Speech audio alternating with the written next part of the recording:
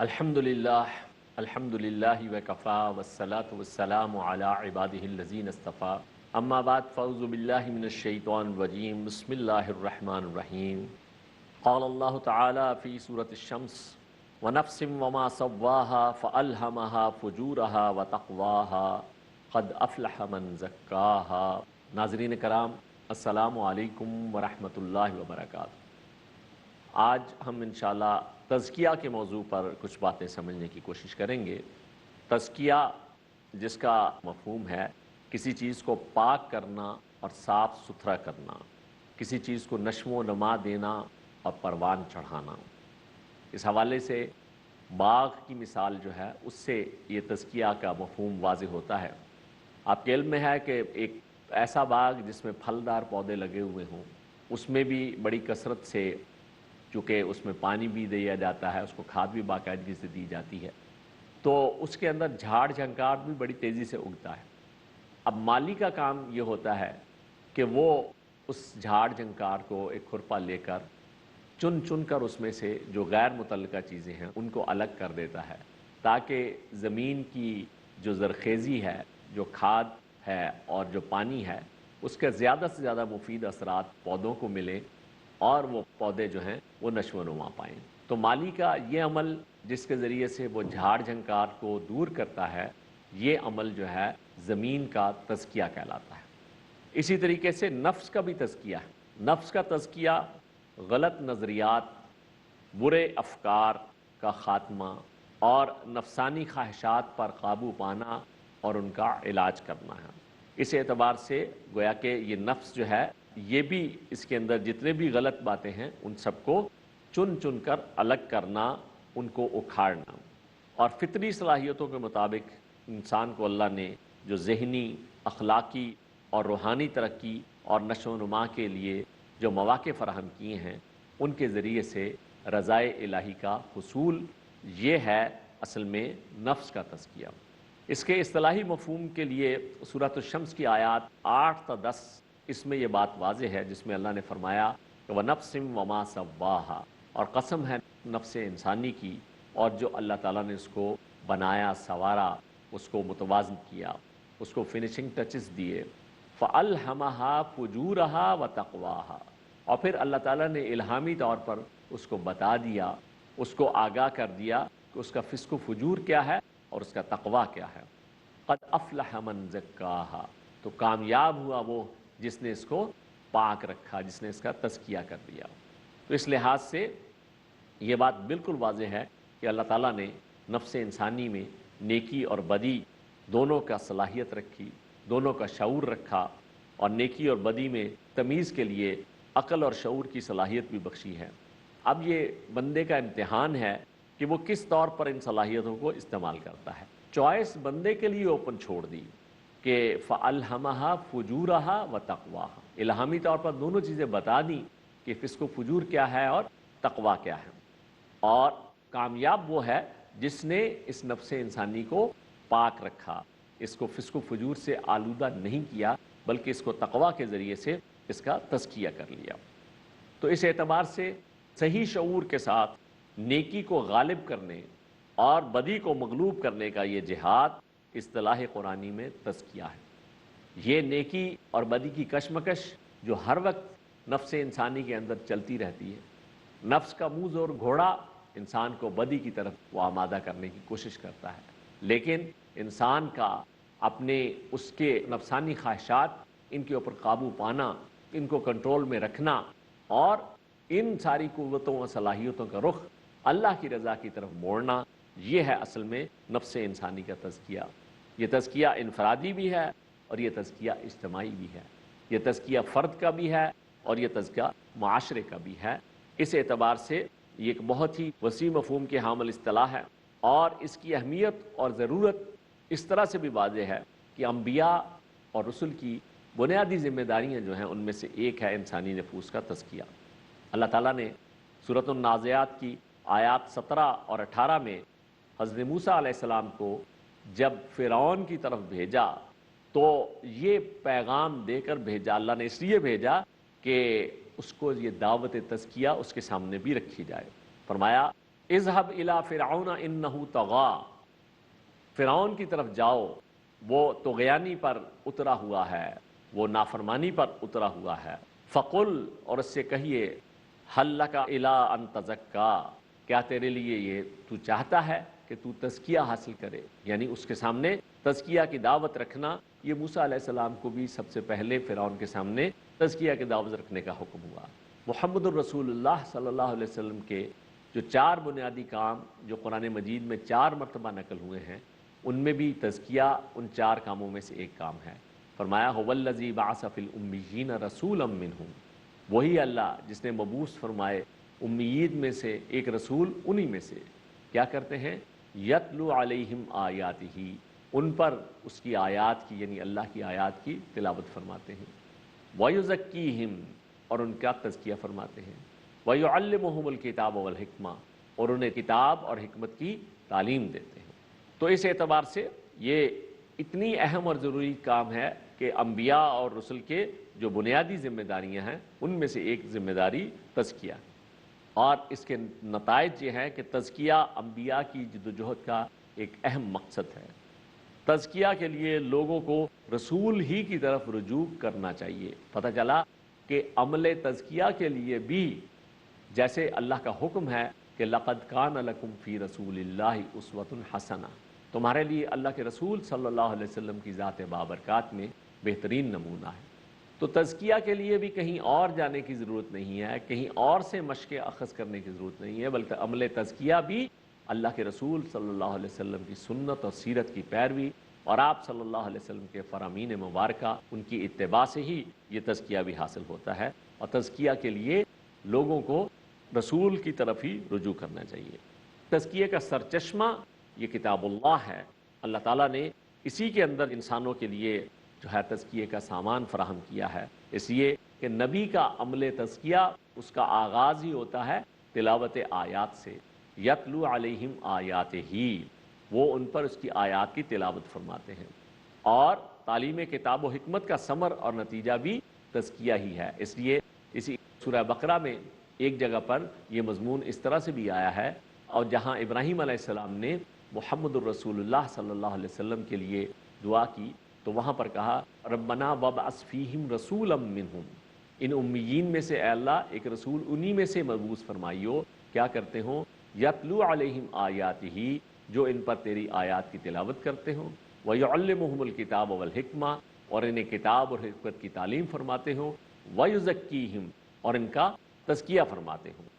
تو گویا کہ یہ تزکیہ یہ رسولوں کی محنت، ان کی طرف سے تعلیم کتاب و حکمت اور تلاوت آیات کے نتیجے میں ہی عمل تزکیہ پایہ تکمیل کو پہنچتا ہے۔ اس سے یہ بھی پتہ چلا کہ عمل تزکیہ کسی خاص گروہ تک محدود نہیں، بلکہ جیسے رسولوں کی دعوت وہ اپنی قوموں کی طرف اور محمد الرسول اللہ صلی اللہ علیہ وسلم کی دعوت پوری انسانیت کے لیے ہے، اسی طریقے سے یہ پورے انسانی معاشرے کی ضرورت ہے یہ تزکیہ، اور تزکیہ نفس کے بغیر نجات ممکن نہیں ہے، جیسے کہ سورۃ الشمس میں فرمایا کہ قد افلح من زکاہا، کامیاب وہ ہوا جس نے اس نفس انسانی کا تزکیہ کر لیا، جس نے اس کو پاک رکھا۔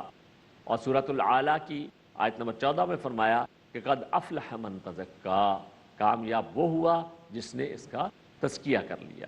سورہ طٰہٰ میں جو جنتیوں کے لیے جو جگہ مخصوص ہے وہاں پر بھی فرمایا کہ یہ آیت نمبر 76 سورہ طٰہٰ کی، جنات عدن تجری من تحتها الانہار، وہ رہنے کے باغات جن کے اندر ندیاں جاری ہوں گی، خالدین فیہا، وہ اس میں ہمیشہ رہیں گے، وذالک جزاء من تزکا، اور یہ بدلہ ہے اس کا جس نے تزکیہ اختیار کیا۔ گویا کہ تزکیہ نفس اس کے بغیر نہ دنیا میں کامیابی ممکن ہے اور نہ ہی آخرت میں کوئی نجات اور فلاح ممکن ہے۔ اس اعتبار سے اس تزکیے کی حیثیت دین میں کسی فضیلت کی نہیں ہے، کسی اضافی کام کی نہیں ہے، بلکہ ایک ناگزیر ضرورت کی ہے، اس لیے کہ یہ اس کو بتایا گیا ہے کہ یہ اسی کے بدلے میں اللہ تعالیٰ جو ہے وہ اپنے فضل سے جنت عطا فرمائیں گے، اور اس تزکیہ کے بغیر جنت میں داخلہ ممکن نہیں۔ تو جو بنیادی باتیں اس گفتگو سے سامنے آتی ہیں ان میں یہ بات واضح ہوتی ہے کہ علم تزکیہ کوئی راز نہیں ہے کہ صرف مخصوص افراد تک محدود ہو، اور جس طرح سے انسان کے جسمانی وجود کے لیے ہوا اور پانی ضروری ہے، اسی طرح سے اس کے روحانی وجود کے لیے علم تزکیہ لازمی ہے، اور آخرت کی نجات کے لیے ہر شخص کی یہ ضرورت ہے۔ محمد الرسول اللہ صلی اللہ علیہ وسلم نے تزکیہ کے عمل کو نامکمل نہیں چھوڑا، کیونکہ یہ آپ صلی اللہ علیہ وسلم کے مقاصد بعثت میں سے ایک مقصد تھا۔ تزکیہ کے حوالے سے تمام اصول کتاب و سنت میں موجود ہیں، اور ہر عمل تزکیہ کے لیے ثبوت کتاب و سنت کے اشارات اور نبی کریم صلی اللہ علیہ وسلم اور صحابہ کرام کے عمل سے پیش کرنا ہوگا۔ ناظرین کرام، تزکیے پر یہ گفتگو ابھی جاری ہے، آپ ہمارے ساتھ رہیے گا۔ ایک چھوٹے سے وقفے کے بعد دوبارہ یہ گفتگو کا سلسلہ چلے گا انشاءاللہ۔ سب طرح کی تعریف اللہ ہی کے لیے ہے جو تمام مخلوقات کا پروردگار ہے، بڑا مہربان، نہایت رحم والا، انصاف کے دن کا حاکم ہے۔ قوموں کے عروج و زوال کا پیمانہ ہے قرآن۔ اے پروردگار، ہم تیری ہی عبادت کرتے ہیں اور تجھی سے مدد مانگتے ہیں۔ انسان کو انسان بنانا ہے مقصود قرآن۔ ہم کو سیدھے رستے چلا، ان لوگوں کے رستے جن پر تو اپنا فضل و کرم کرتا رہا، نہ ان کے جن پر غصے ہوتا رہا، اور نہ گمراہوں کی۔ عالم دنیا، عالم برزخ، عالم آخرت، ان تینوں مراحل میں کامیابی سے ہمکنار کرنے والا ہے قرآن۔ الف لام میم۔ قرآن سے تعلق کیسے قائم کریں، یہ جاننے کے لیے دیکھیے ہمارا پروگرام فیضان کتاب و سنت، صرف پیس ٹی وی اردو پر۔ حاصل کیجئے وہ تعلیم جو انسانیت کے لیے ہے باعث ہدایت۔ فیضان کتاب و سنت، ہر بدھ رات 7:30 بجے اور دوبارہ صبح 10:30 بجے انڈیا میں پیس ٹی وی اردو پر۔ Dialogue, discussion, debate, rebuttal, conclusion. Eliminate misconceptions about religion. Get enlightened. Witness Dr. Zakir Naik in a battle of words in Crossfire، ہر اتوار رات 8:30 بجے اور دوبارہ صبح 8:30 بجے انڈیا میں پیس ٹی وی اردو پر۔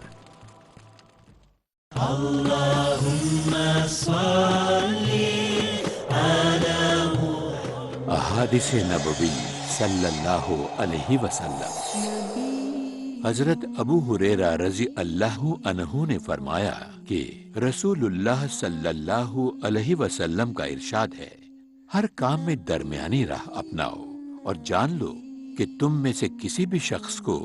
اس کا عمل نجات نہیں دلا سکتا۔ صحابہ نے پوچھا، اے اللہ کے رسول، آپ بھی؟ آپ نے جواب دیا، ہاں میں بھی، مگر یہ کہ اللہ تعالیٰ اپنی رحمت اور مغفرت سے مجھ کو ڈھانپ لے۔ صحیح مسلم جلد نمبر 4، کتاب صفت القیامہ والجنتی والنار، حدیث نمبر 6765۔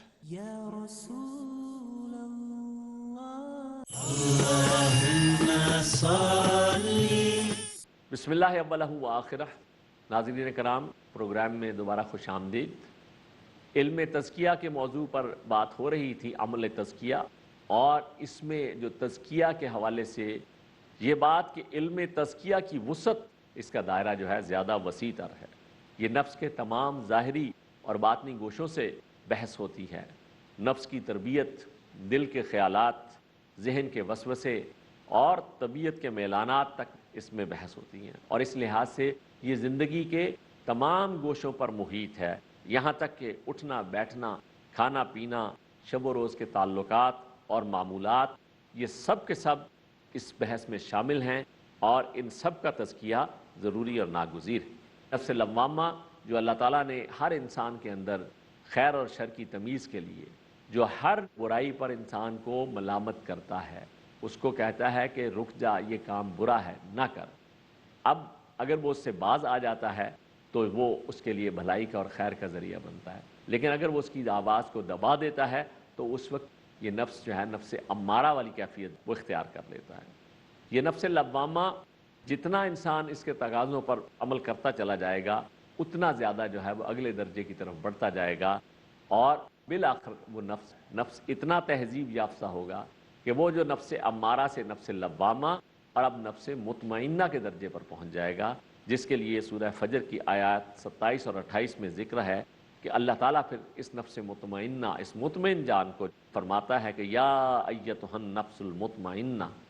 اے مطمئن جان، یعنی جو اپنے رب کی بندگی اور اس کی رضا والی زندگی گزارنے والی ہے اور جو اس کے احکام کی پیروی میں مطمئن ہے، اسے اطمینان اگر حاصل ہوتا ہے تو صرف اور صرف اللہ اور اس کے رسول صلی اللہ علیہ وسلم والی زندگی گزارنے پر ہوتا ہے، تو اس کے لیے جو ہے پھر حکم ہوگا کہ ارجعی الی ربک،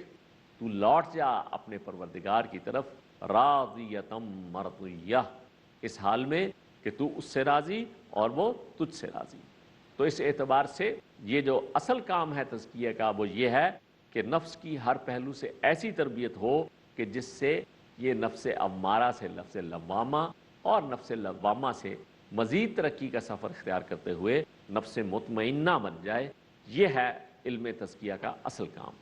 اور اس کیفیت پر پہنچنے پر انسان کی کیفیت یہ ہوتی ہے کہ کوئی حالت بھی اللہ کے بارے میں انسان کے اعتماد اور اس کے حسن ظن، اس کے توکل، اس کے بھروسے کو کسی صورت میں بدل نہ سکے۔ تنگی ہو یا فراخی، خوف ہو یا لالچ، کوئی آزمائش اللہ کی بندگی سے اسے ہٹا نہ سکے اور اس کا شمار اللہ کے پسندیدہ بندوں میں ہو جائے، جیسا کہ سورہ فجر کی آیت ابھی ہم نے سمجھی کہ اللہ تعالیٰ ایسے شخص سے راضی ہو کر اس کو فرمائے کہ فادخلی فی عبادی وادخلی جنتی، پس تو داخل ہو جا میرے بندوں میں اور داخل ہو جا میری جنت میں۔ تو اس اعتبار سے یہ تزکیہ، یہ انسان کے نفس کی وہ تہذیب جہاں وہ نفس امارہ سے نفس لوامہ اور نفس لوامہ سے نفس مطمئنہ تک کا سفر، اور پھر یہ ہے کہ یہ اسی پر آخری سانس تک کاربند رہنا کہ اللہ تعالیٰ اس سے راضی ہو اور اسے اپنے فضل سے جنت میں داخل فرما دے۔ تزکیہ نفس کے جو مختلف پہلو جو ہیں ان میں سے سب سے پہلا پہلو ہے تزکیہ عقل۔ انسانی عقل جو سوچ سمجھ اور غور و فکر کا ذریعہ ہے، اور عقل کے ذریعے سے ہی مختلف نظریات کو جانچا جاتا ہے، پرکھا جاتا ہے، صحیح اور غلط کی تمیز کی جاتی ہے، اور عقل ہی جو ہے خیر اور شر، اندھیرے اور انجالے میں فرق کا ذریعہ بنتی ہے۔ اور یہ بات بھی مسلمہ ہے، شیطان سب سے پہلے عقل انسانی پر ہی حملہ آور ہوتا ہے اور اس کو جو ہے مخبوط الحواس بناتا ہے۔ شیطان خود بھی عقل کے فریب میں مبتلا ہو کر رجیم یعنی راندہ درگاہ قرار پایا تھا، اس لیے اس نے اپنی عقل سے بجائے اس کے کہ وہ اللہ تعالیٰ کے حکم کو اس کی اطاعت کرتا، اس نے اپنی عقل سے اس حکم کی تعویل کرنے کی کوشش کی اور اس کے حوالے سے پھر وہ گمراہی کا شکار ہوا، اور اس نے اپنی عقل سے ہی اس کو یہ غلط فہمی ہو گئی کہ میں اس انسان سے بہتر ہوں جس کی طرف مجھے سجدہ کرنے کے لیے کہا گیا ہے۔ تو اس لحاظ سے سب سے پہلا اور لازمی تزکیہ جو درکار ہے وہ ہے عقل کا تزکیہ، اور تزکیہ عقل کا جو سب سے پہلا مرحلہ ہے وہ ہے غیر اسلامی افکار اور نظریات کی تشخیص۔ سب سے پہلے ان کو جو ہے وہ آئیڈینٹیفائی کرنا ہوگا، جیسے بھی مرض اس کی بیماری کے لیے پہلے اس کے جو اسباب ہوتے ہیں ان کا تعین کرنا ضروری ہوتا ہے۔ تو اس اعتبار سے عقل کے تزکیے کے لیے ضروری ہے کہ غیر اسلامی افکار اور نظریات کی تشخیص جو کہ عقل میں جڑ پکڑ چکے ہوں، یا شیطان اپنے اعلی کاروں کے ذریعے سے جو اس نے عقل میں پھیلا دیے ہوں، ان سب کو جو ہے پہلے ان کو آئیڈینٹیفائی کرنا، ان کی تشخیص کرنا۔ اور پھر تزکیہ عقل کا دوسرا مرحلہ یہ ہے کہ دلائل کے ذریعے سے غلط افکار و نظریات کا رد اور جو نیک عقائد ہیں ان کو پروان چڑھانا، اس کے لیے دلیل اور حکمت کے ذریعے سے عقل کو اس کا قائل کرنا ہوگا۔ ان دونوں مراحل کے لیے جو ذرائع ہیں وہ ہیں اللہ کی کتاب جو کہ حکمت سے لبریز ہے، اور سنت نبوی صلی اللہ علیہ وسلم سے ایک زندہ تعلق، تاکہ انسان ان مبارک طریقوں کو اختیار کر کے اپنی عقل کو بھی اسی راستے پر لگا سکے۔ اس سلسلے کا جو دوسرا مرحلہ ہے وہ ہے تزکیہ قلب، قلب جو کہ جذبات کا مرکز ہے، جہاں محبت، عاجزی، خوف، رشک، بغض، نفرت، تکبر، حسد، کینہ اور اس قسم کے بہت سارے جذبات جو ہے وہ جنم لیتے ہیں، جائزہ لینے کی ضرورت ہے کہ یہ سب سے بڑھ کر محبت کس کی ہے۔ اور اس کے لیے قرآن مجید نے ہمیں ایک معیار فراہم کیا۔ سورہ توبہ کی آیت نمبر 24 میں فرمایا کہ ذرا اپنی محبتوں کو تولو، پرکھو، دیکھو کہ واقعی دل کے تزکیے کے لیے جو ناگزیر ہے وہ یہ جاننا ہے کہ کس کی محبت بڑھ کر، اس لیے کہ قرآن مجید یہ بتاتا ہے کہ جو حقیقی ایمان والے ہیں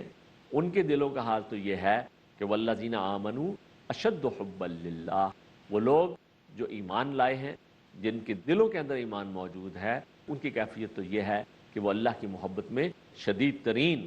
سورہ بقرہ کی آیت نمبر 165 میں اس کا ذکر ہے۔ اور اسی طرح سے قرآن چاہتا ہے کہ ہم اپنے اندر جھانکیں، ایک درون بینی کریں اور جائزہ لیں کہ کس کی محبت جو ہے ہمارے دل میں زیادہ ہے۔ سورہ توبہ کی آیت نمبر 24 میں فرمایا کہ قل، ان سے کہہ دیجئے، ان کان آباؤکم، اگر تمہارے باپ، آباء و اجداد، و ابناؤکم، اور تمہارے بیٹے،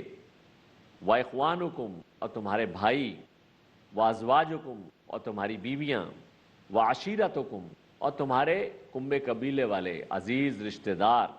و اموال اقترفتموہا، اور وہ مال جو تم نے بڑی محنتوں سے کمائے ہیں۔ پہلے جو ہے 5 انسانی رشتوں کی محبتوں کا تذکرہ کیا ہے، اس کے بعد اب یہ دنیا کا جو مال و متاع ہے اس کے حوالے سے ذکر آ رہا ہے کہ وہ اموال اقترفتموہا، اور وہ مال جو تم نے بڑی محنتوں سے کمائے ہیں، وَتِجَارَةٌ تَخْشَوْنَ كَسَادَهَا، وہ تجارت جس کے بارے میں تمہیں مندے کا، کساد بازاری کا اندیشہ لگا رہتا ہے، وَمَسَاكِنُ تَرْضَوْنَهَا، اور وہ گھر جو تمہیں بڑے پسند ہیں، جو بڑے شوق سے اور ارمانوں سے بنائے ہیں، سجائے ہیں، سنوارے ہیں، جن میں پتہ نہیں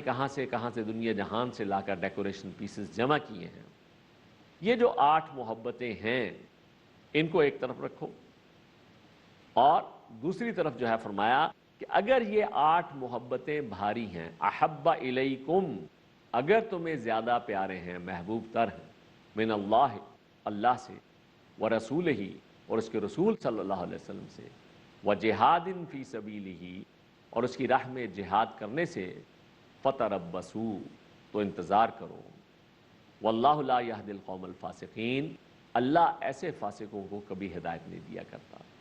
پتہ یہ چلا کہ اصل بات یہ دیکھنے کی ہے کہ اگر جو ہے یہ 8 محبتیں، جن میں 5 رشتے اور 3 علائق دنی ہیں، یہ مال و دولت دنیا، یہ رشتہ و پیوند، بتان وہم و گما، لا الہ الا اللہ، اگر ان 8 کی محبت، اللہ کی محبت، اس کے رسول صلی اللہ علیہ وسلم کی محبت اور اس کی راہ میں جہاد کی محبت سے بڑھ کر ہے، تو ایسے لوگ جو ہیں اللہ کے ہاں فاسق قرار پاتے ہیں، اور ان کے لیے اللہ کا فیصلہ یہ ہے کہ اللہ ان کو ہدایت سے نہیں نوازتا ہے۔ تو اس پہلو سے یہ ایک ایسا ترازو ہے جو ہر شخص اپنے اندر نصب کرے اور دیکھے کہ اس کی محبت کا معاملہ کیا ہے۔ دل کے تزکیے کے لیے یہ بہت ضروری ہے وہ 8 محبتیں ان 3 محبتوں سے نیچے نیچے رہیں۔ اسی لیے اللہ کے رسول صلی اللہ علیہ وسلم کا ارشاد گرامی ہے، بخاری شریف کی روایت ہے کہ من احب للہ، جس نے محبت کی تو اللہ کے لیے، وابغض للہ، اور بغض اور عداوت رکھی تو اللہ کے لیے، وآت للہ، اور دیا تو اللہ کے لیے، ومنع للہ، اور روکا تو اللہ کے لیے، فقد استکمل ایمان، تو اس نے تو اپنے ایمان کی تکمیل کر لی۔ تو ناظرین کرام، آج کی اس نشست میں ہم نے تزکیہ کی تعریف، تزکیہ کی اہمیت، اس کی وسعت، اور اس میں عقل کا تزکیہ اور دل کا تزکیہ، اس کے حوالے سے کچھ بنیادی باتیں سمجھی ہیں۔ انشاءاللہ یہ سلسلہ ابھی آئندہ نشست میں بھی جاری رہے گا۔ اللہ تعالیٰ مجھے اور آپ کو اخلاص کے ساتھ تزکیہ اختیار کرنے کی توفیق عطا فرمائے۔ اقول قولی ھذا واستغفر اللہ لی ولکم ولسائر المسلمین والمسلمات، والسلام علیکم ورحمۃ اللہ وبرکاتہ۔